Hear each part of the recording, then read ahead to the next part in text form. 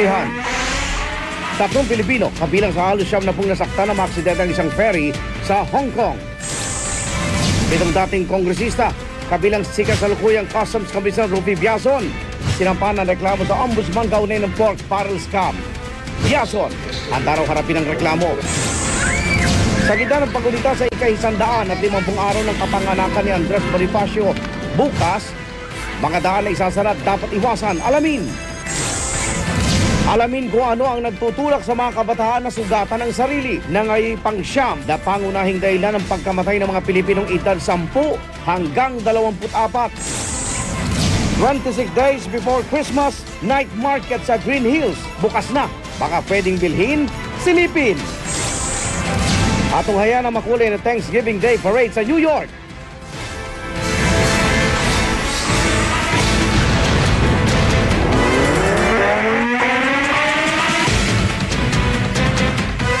Tatlong Pilipinong kabilang sa halos 70 nasugatan nang maaksidente ang isang ferry sa Hong Kong. Bumangga ang ferry sa isang hindi pa natutukoy na bagay at sa lakas ng impact, maraming pasahero raw ang tumilapon mula sa kanilang inuupuan ayon sa ilang saksi.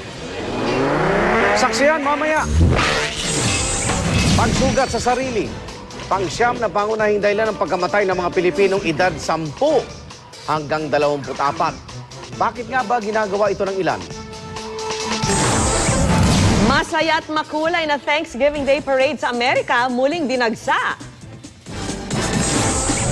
At 2 diving site sa Pilipinas kabilang sa 2 pinakamagagandang diving site sa Asia ayon sa isang website. Huwag bibitiw! Sama-sama pa rin tayo magiging saksi.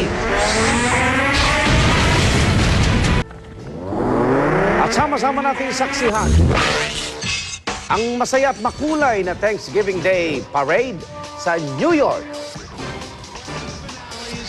His crowning moment carries on a treasured tradition of 87 years as we enjoy. At 2 diving spot sa Pilipinas na pasama sa mga pinakamagagandang diving site sa Asia. Balitang hatid ng isang liga ng katotohanan. Kasama-sama natin pagiging saksi.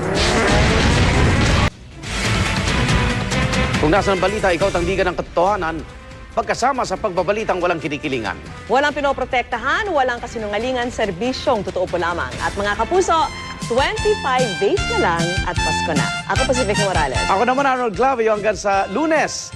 Sama-sama tayo magiging saksi.